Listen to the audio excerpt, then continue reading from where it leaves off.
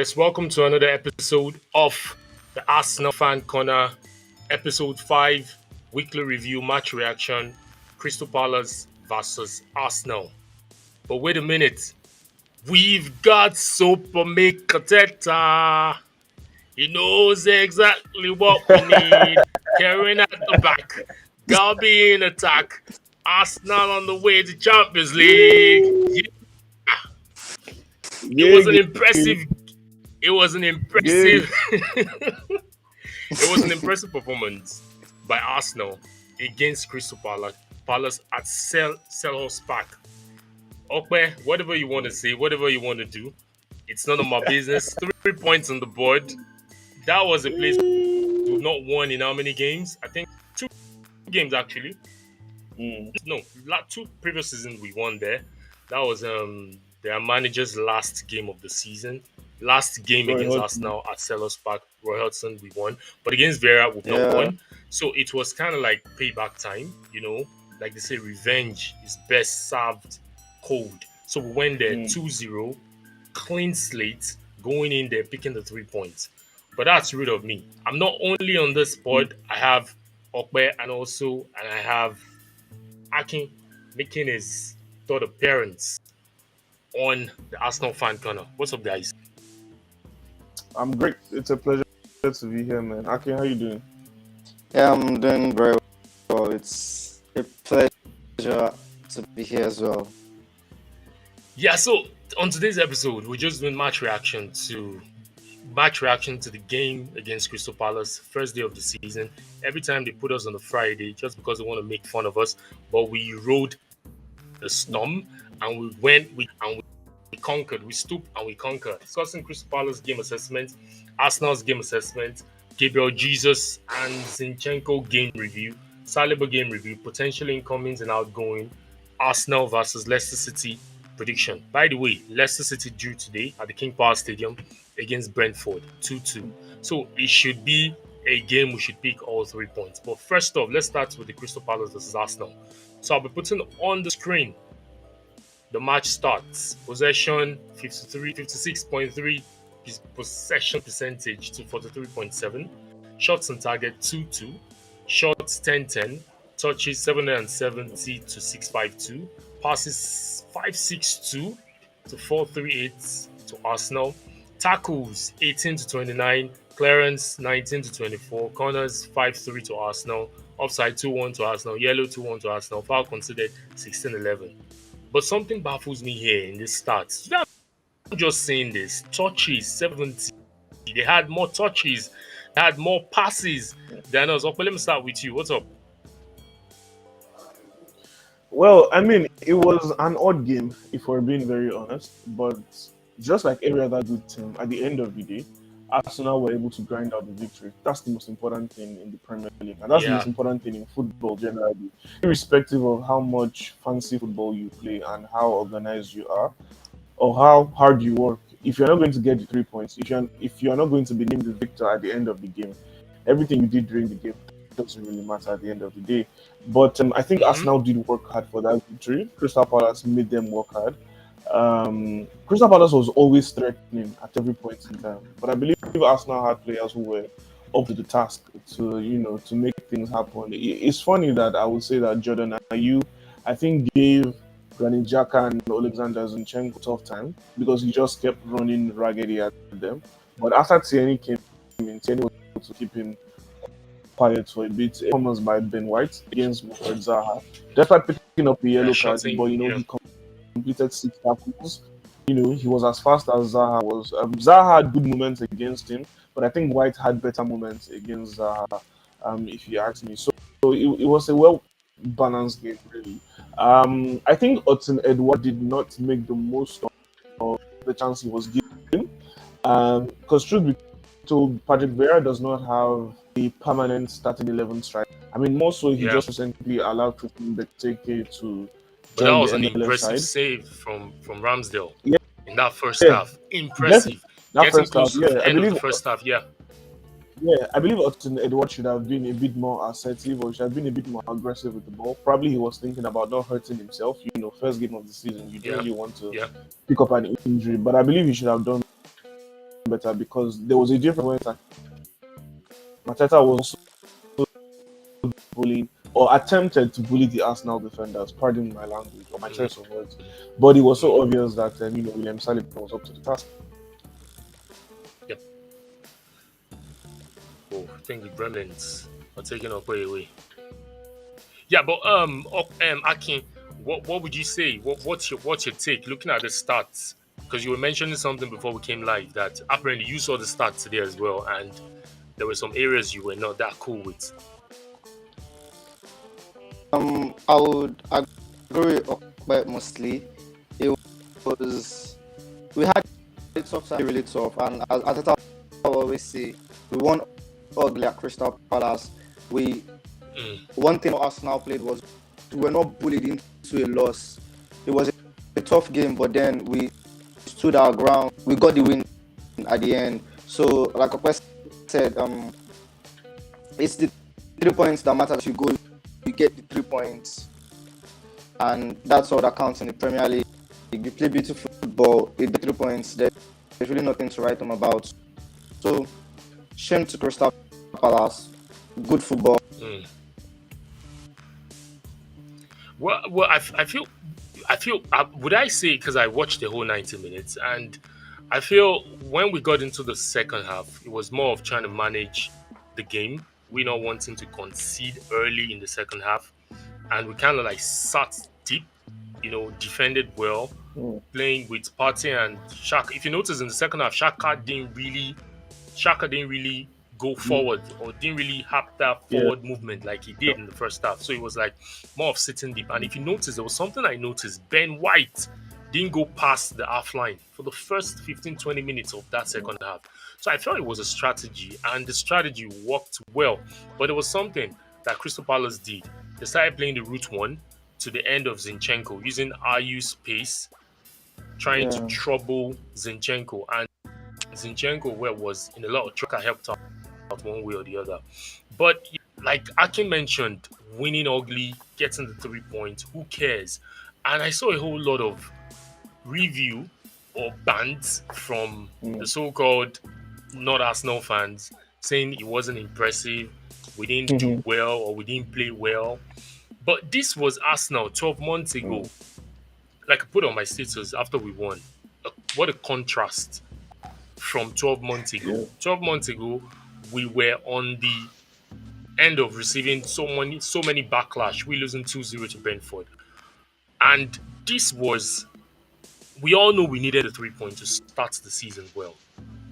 And I'm not too impressed with the comments I was hearing. Even some Arsenal fans were slagging Arteta's approach on how he approached the game, that there's so much work to do, so much work to do. We needed to bring in more bodies, which I kind of like. I'm sure Man U are licking their wounds right now because they lost their first game at home. Liverpool went to Craven Cottage, drew 2-2, almost lost the game. So is it not something for us Arsenal to be appreciative about and bask in the euphoria of getting 3 points at Selhurst Park? Okay. Yeah, it's quite funny because I think some fans can be unrealistic. Fans are very impatient and they probably just want things a certain way. If you think about it, it's false children. Because I think we're so used to Arsenal glory days of always playing Champions League. But it seemed so easy under Wenger. I think Wenger spoiled us a lot. And it feels difficult to accept what we have currently. But then the truth is, if you're thinking about the Arsenal squad post-Wenger, this is the best Arsenal has been since Wenger left, if you ask me. In terms of having good players who are tactically sound, in terms of having a team who is well set up tactically as well, I think their mentality already changed from last season compared to other seasons. So the mental aspect, they are a whole lot more better. And in football-wise, they are much better. Yes, in terms of adding squad, I believe the players who will even be added towards the end of the transfer window are quality players who will essentially be even starters, if you ask me. But there are players who, when they are added into the team, they will provide competition for the current starting 11, and Arsenal a better team So it won't be a case of, oh, if one particular person gets injured, away from that phase. I think that's why a lot of Arsenal fans are desperate to see Fabio Vieira play. And obviously, we're Yeah, looking forward to a central midfielder, another person who can play beside Partey and also jeopardize in the absence of Partey, because we know how important Partey is exactly. for us, but we don't Yeah, want to suffer when Partey is not available.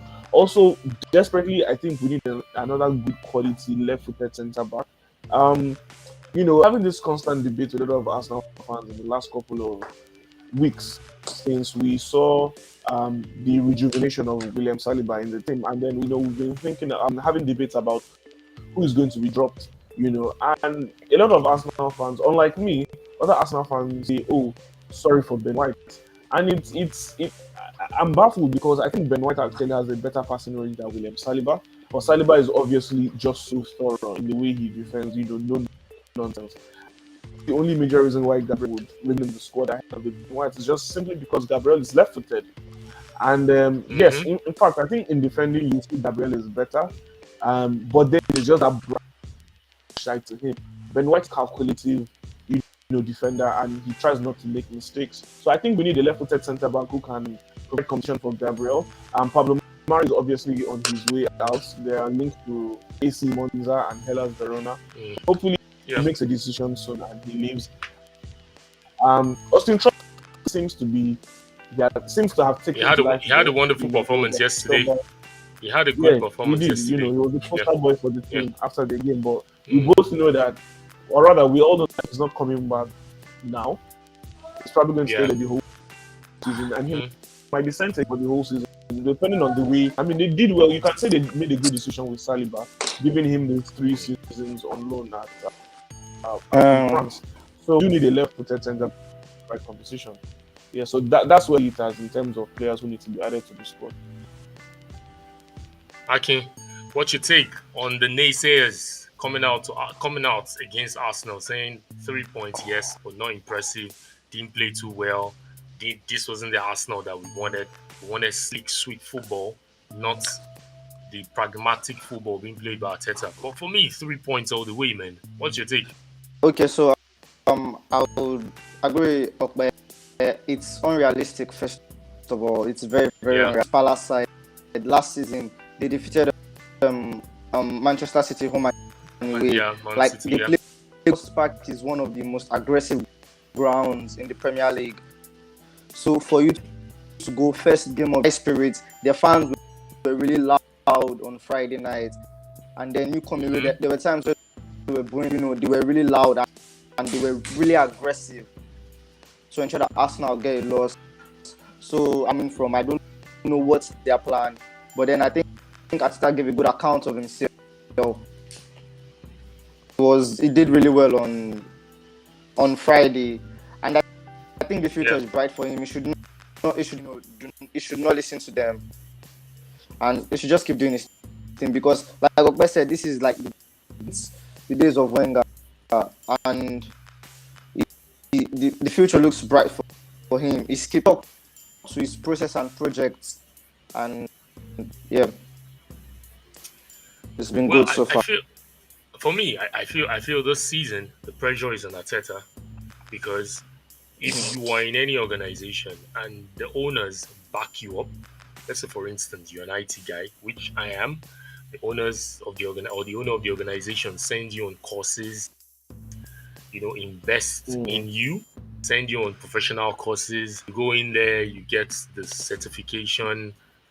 Obviously, automatically the pressure is on you to perform on your job function. So relating to Arteta has been backed. Last season we spent close to 150, or not even possible over 150 million. And this season already Yeah. we've spent 115 and counting, if my stats serves me right. So I feel the pressure is on Arteta, and I don't know how he's going to do it because I myself, and I don't know, most of you know Charles Ozodo. He's a major journalist in Nigeria. So we used to have a goal Yeah. on Twitter. Each time he tweets bantering Arsenal, I reply. And funny enough, he replies my tweets to bantering back. He made mention, he tweeted something and said, if or when Arsenal gets Tillemans, there is no excuse for Arteta because the owners have alluded to that narrative. Because really, Mm, imagine before the end I of the agree. window, Tillemans comes in, possibly the guy from Bayer Leverkusen, what's his name again? Diaby. Diaby. So Yeah. imagine, and because we what we're hearing, possibly there's three more players that will be joining the squad. So the pressure is on him. He has to perform top four, Mm, make the Champions League, regardless of whatever how you want to do it. The FA Cup you can yeah, decide not to win it. The Carabao Cup you can decide not to win it. But the EPL, come on.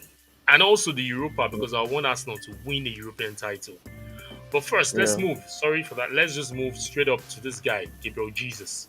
A lot of FPL managers cried over the weekend because he gave us just 2 points. I didn't pick him though. So a lot of FPL Wow. managers, a lot of FPL managers.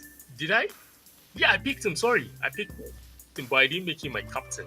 FPL managers that Okay. made him the captain of the team. I'm so sorry. Gabriel Jesus only Mm, gave 2 points.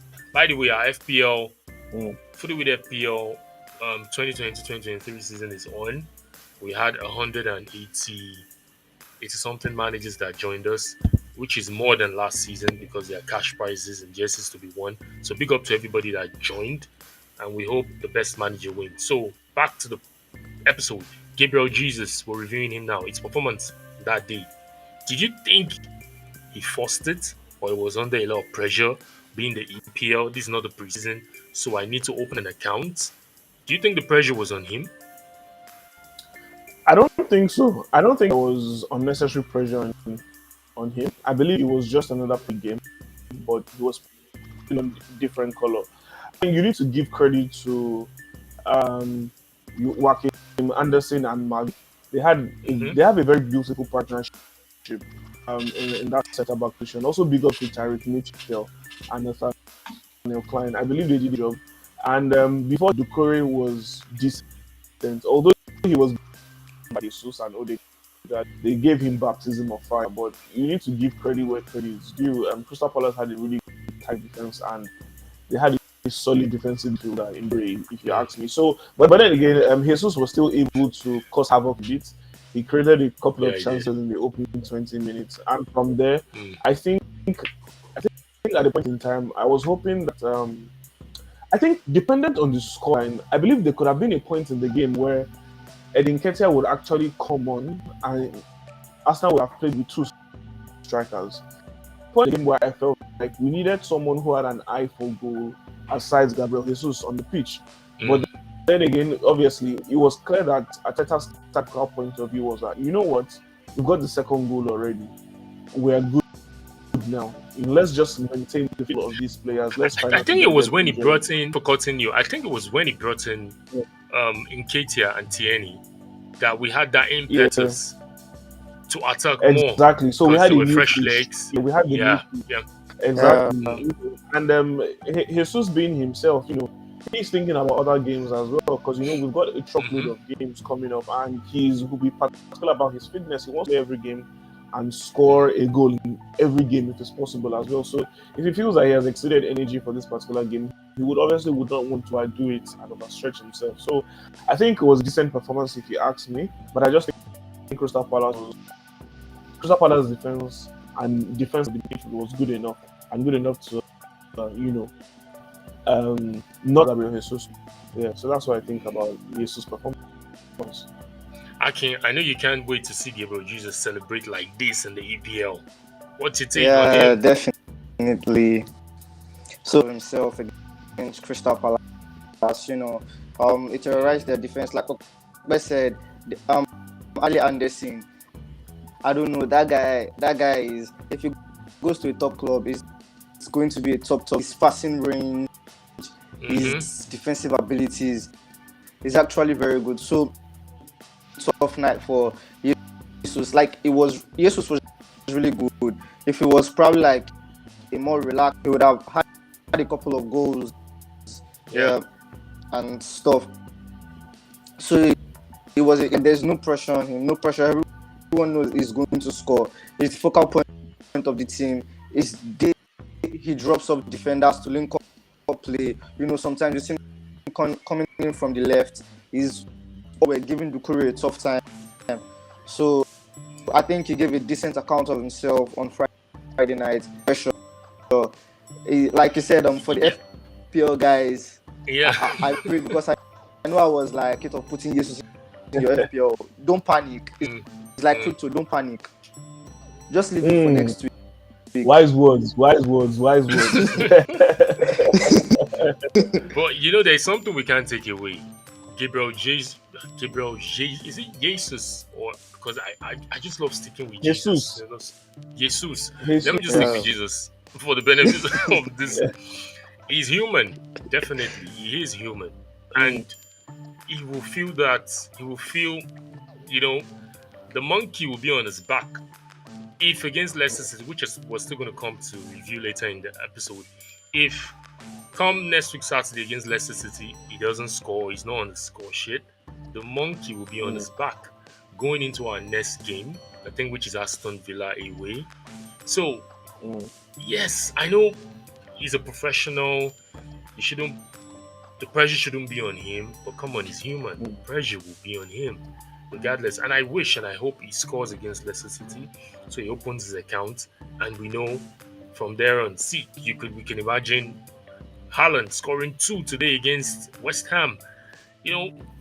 For him, the account has been open, the floodgates will open, and better days will hope for him. Zinchenko, let's talk about Zinchenko. He was pissed when he got subbed. Why does he do this? I think that happened against when he was substituted. So when he was substituted against Crystal Palace on Friday, he was talking to himself. You could see he was angry, but it was a tactical approach from Arteta just to shut up that right hand side of Crystal Palace. But what's your take on his first EPL debut for Arsenal? It was decent. It was decent if you ask me. But one thing I like about Zinchenko is that he knows he can be better. He knows his all-round input and gameplay can be better. That's what I love about top players. They beat themselves when they don't come at that high. So one thing that I believe hindered him a bit is obviously fitness level. I don't think he could have given 110% for 90 minutes. That's a major reason why he was substituted.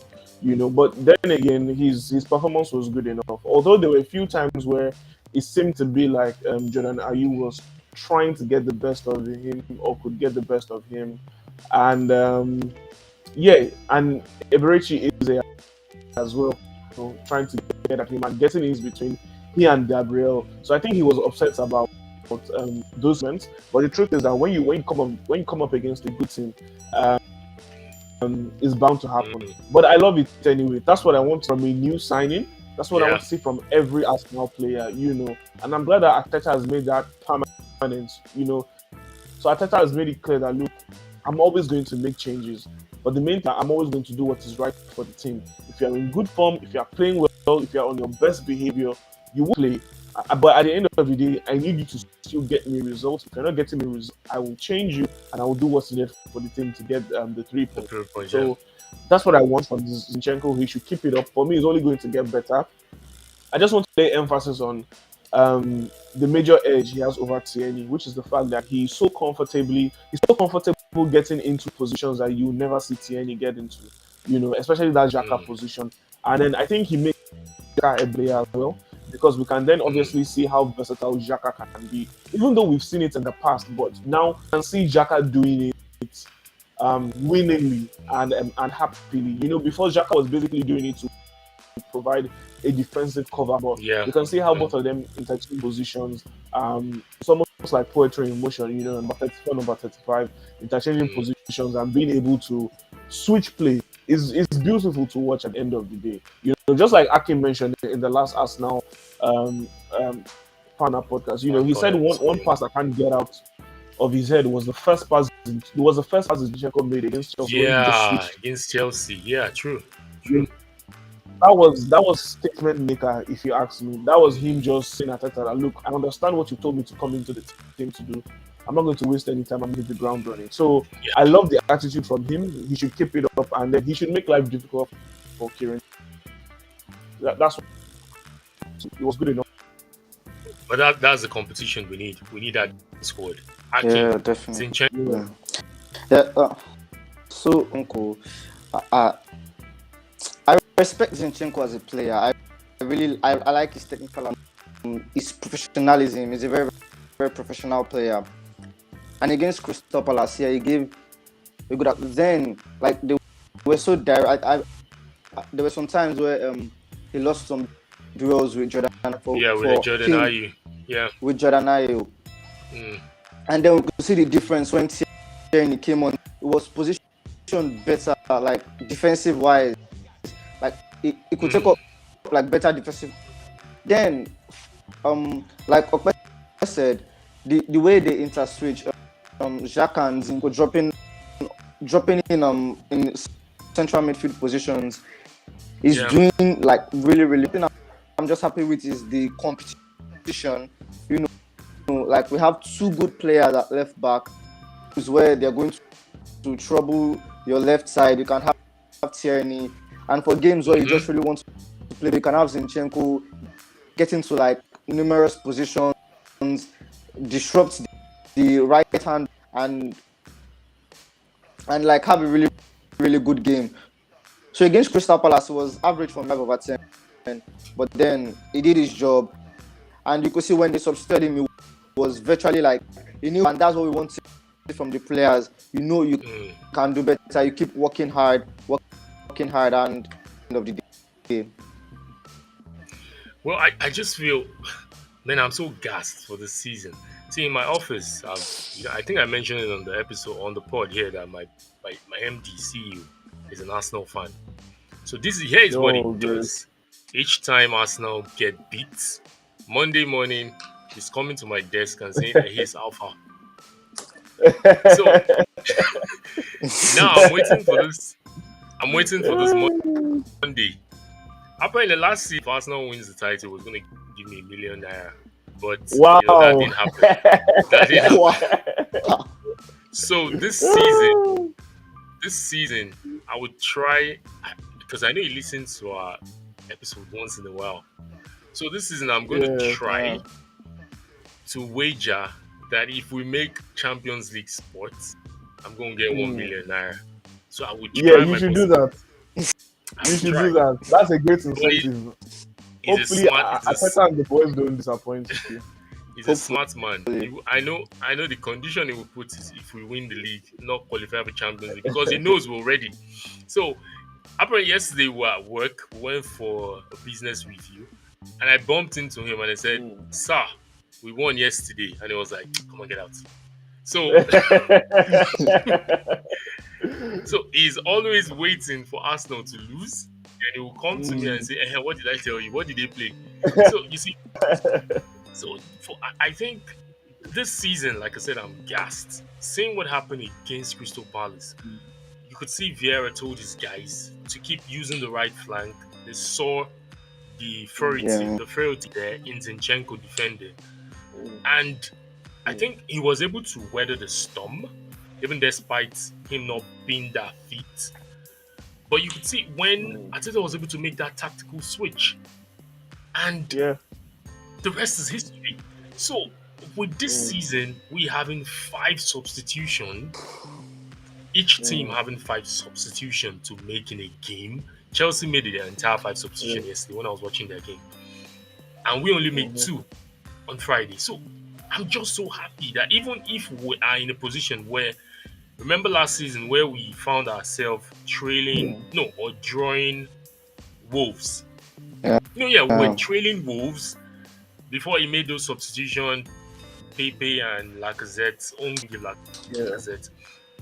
It might happen this season. We have what it takes, to just pick teams apart. Exactly. And I think a factor of the Premier League adapting to 5 substitutions, I think that's another reason I think that's a factor to Arsenal probably changing their transfer strategy. The fact that you now have access to changing the game at any point in time you want, because how else do you want to compete with the big boys, because I believe that every team goes into the season, or every top team goes into the season actually believing at the back of their mind that there's a possibility of them winning the league. And then the truth is that how would they not with the recent winners? You need quality, you need depth in quality, you need those options. For many years, we've seen it with Liverpool. So I think we're slowly getting there. And then the more we become successful, the more we continue to attract top players.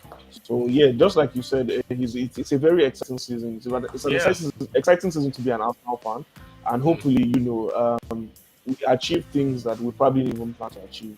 So I'm looking forward to that as well. Like someone gave, I don't know, you on the WhatsApp group, someone giving an unintelligent banter saying immediately Tottenham won 4. That took Arsenal away from the. And I'm like, gosh, what's this? Everybody's just looking for. It's just goal difference. At the end of the day, it's just difference. We have the same number of points. Like, can you just relax? Come on, man. You saw an instant reply. I had to reply him that. Come on. It just shows Arsenal lives rent free in everybody's head. All these naysayers, all these haters. They're scared. Man. Yeah. But don't worry, time will tell at the end of the day. Time will tell. Akin, let me start with you. Saliba review. Cool, smooth. When you say someone is cool as ice, I love this guy's defending. He was so man of the match against Crystal Palace. Yeah. Akin, what's the review? So it will be unfair if you have, because what do you want to review in Saliba? It was brilliant. 10 over 10 for me. So calm, so collected. Like, it was so solid at the back. Yeah. There was this tackle. I don't know. I just like to remember match incidents in my head. Zaha had beaten Party, and then you just see Saliba rushing in. It was common, and then you see Saliba coming in with a strong tackle, and it was. I think Van Dijk is coming to learn from him. Hey, slow your roll, man. Slow your roll, son. No. Funny enough, after that performance, Van Dijk followed him on Instagram. On Instagram. I saw that on social media, man. Get ideas. He's coming to get ideas from Saliba. Rolls Royce of a defender. The way he's calm with his passes, he's not under anyone to struggle with anybody. It's just he knows what he wants to do. He knows how he wants to get the ball from you. He knows this. I think Arsenal, it was a good decision by Edouard Arteta to take him a comeback.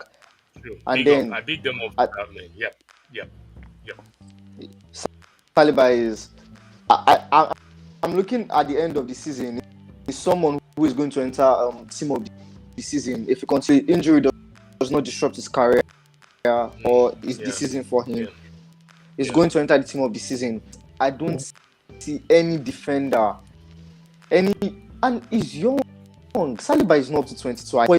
For a player his age, the mentality he plays with is top class. He's going to top defender for years to come. For the game against Crystal Palace, it was lovely. All the times Crystal Palace tried to bully us now, he stood his ground and was up there. Brilliant performance from him on Friday night. He pocketed Meteta that was all gangly against us last season. It was pocketed by Saliba. Okay. I'll start off from one of the things Akin mentioned, which is the fact that William Saliba is 21 years old. That makes me so happy because the future Arsenal is very bright. I'm happy about the fact that the past couple of weeks there have been rumors that he has even signed a contract extension, or rather they are working on a extension, and hopefully that will be announced very soon. I think it makes me so happy that today we can say that once again that Edouard Arteta made the right decision in continuing to loan him. And when the continuous loaning out, I respect it because I watched his gameplay with the teams he played for. First of all, we said NCM, before after we signed him, the one more season that he had there, I think he was gingered about coming to Arsenal. There was a lot of self improvement compared to the season before because I paid attention. He took them to the French Cup final, but because we were actually so desperate to Yeah. see him play for us, we didn't let him play the cup final, and then he would be able to hit the ground. You know, the English game is faster. You know, there's a whole lot more intensity compared to any other league in the world. So I think Arteta assessed him and felt like, you know what, I don't think you have to be able to match up with the intensity. And then he went back in January. He went back to play for Nice. And the good thing about, all right, it wasn't even in January. He played the whole of the 2020 Nice, or rather 2019-20 season with Nice, and then he had a good partner in Jean-Claude Todibo. While at Nice, he played in a three at the back system, and he also played just with a centre back pair, just he and Todibo. And Todibo is a great product of Barcelona youth. So you know they play very well as two young players, and they improved very well. Going into the season at Marseille last season, so that's what we're talking about 2021, 2022. Mm-hmm. In that team, he was very confident. He was able to command the defense.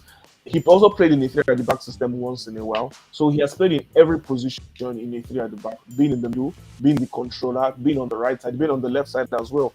And he showed no weakness at all. And obviously, one of his best moments had to be in the French classical game against PSG, where he made that fantastic tackle against Kylian Mbappe. An iconic picture of that moment. Yeah, true, man. That's I saw it on social media as well. Yeah.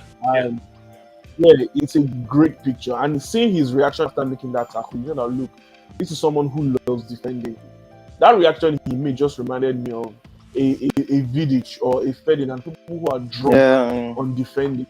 Defending is their art. They absolutely Gary love it. Neville So calls it's him. good Gary to see Neville that. calls him the new Ferdinand, and I'm like, what the Yeah. like? Yeah, because a young Real I'm not Ferdinand at comparing that point in time him is to a Manchester United no. legend. I think the only basis of comparison, if you ask me, is just that that unfazedness, a young man playing in the EPL, you rarely Yeah. find that. Saliba doesn't smile.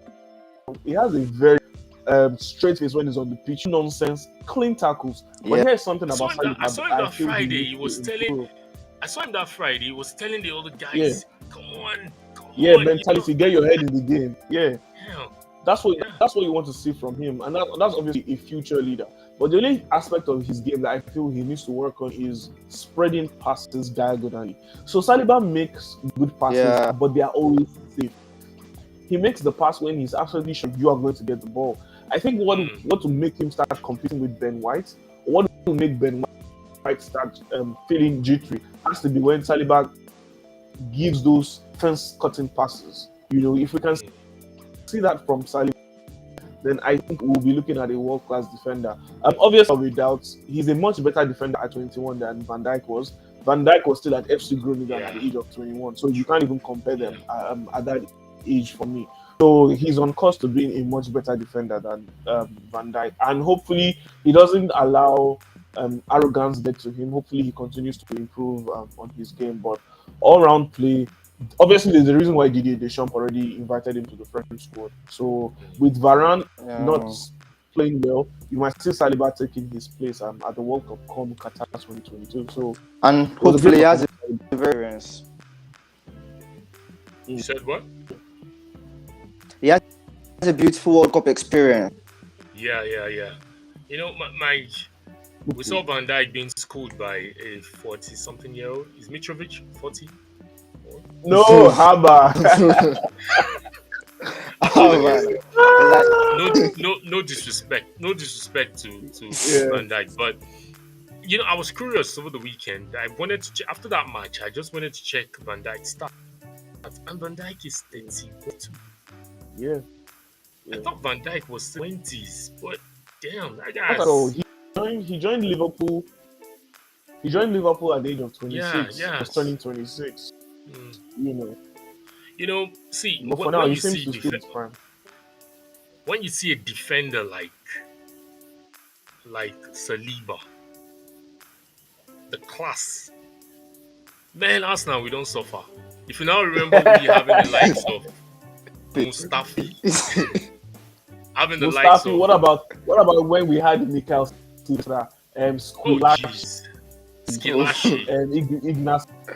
No, it Mikel, was the ridiculous. Greek guy, what was his name? Papa, Kapapadopoulos, Um, Papa, not the not Papa, not the Papadopoulos, one from Socrates, Dortmund.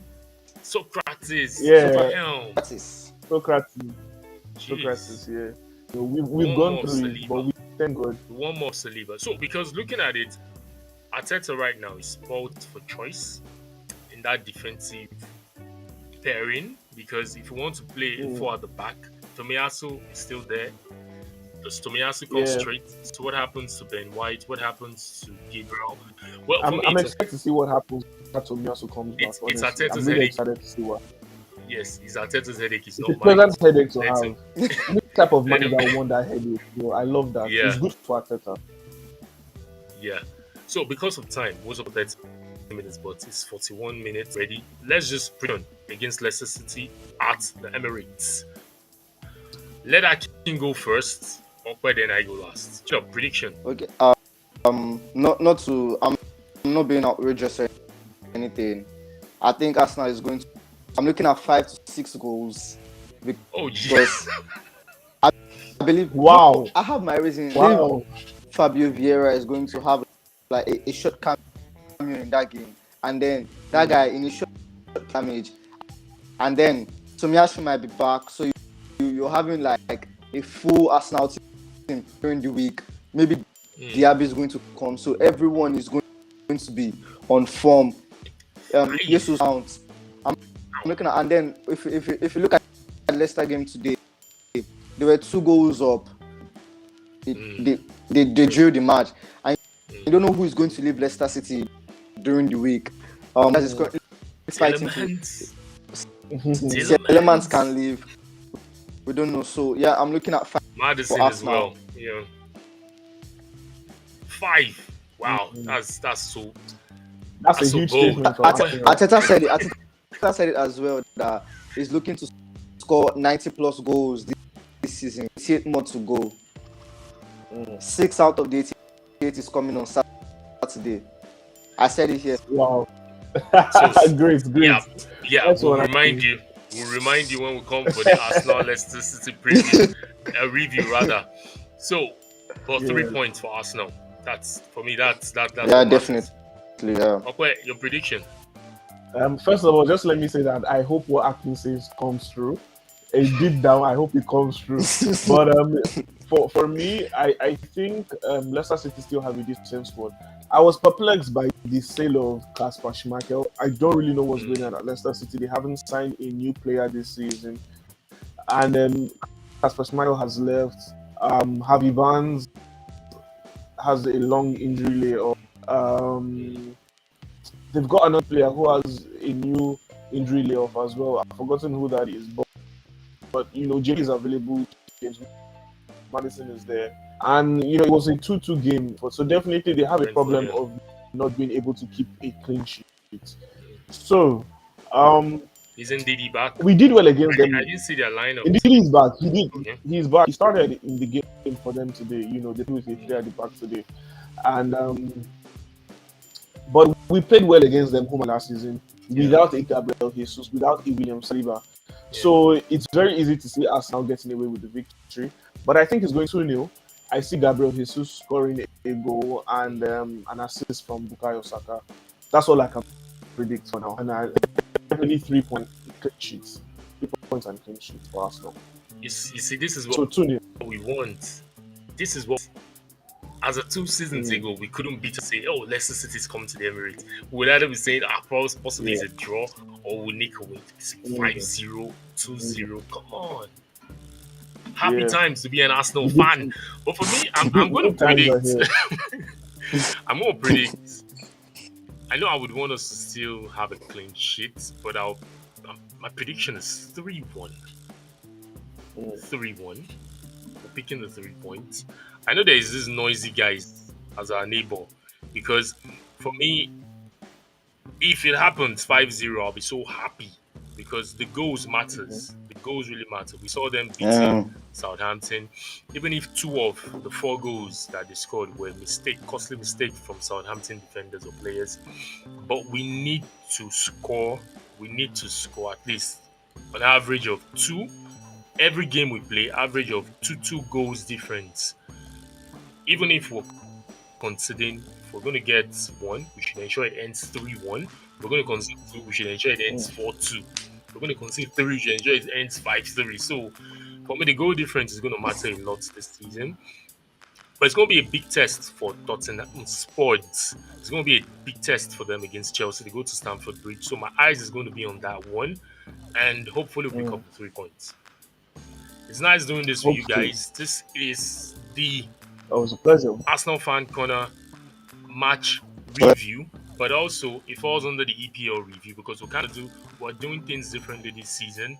So it kind of like falls under the EPL review, but on the Arsenal Fan Corner, the other guys would have theirs, and possibly during the week we'll have an episode just to consolidate where we talk about all the matches. We're supposed to have had this yesterday, but should in case you're watching this video, please subscribe on our YouTube channel. We need to grow that channel.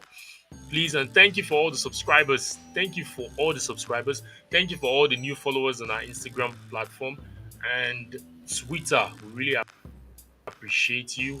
We hope we'll bring much content this season. Our handle is at FootyWit on Instagram and also on Twitter. You can also listen to the audio version of this episode on Spotify, Apple Podcasts, Google Podcasts, and Anchor. From us here, we say thank you very much and do have a nice week. Bye.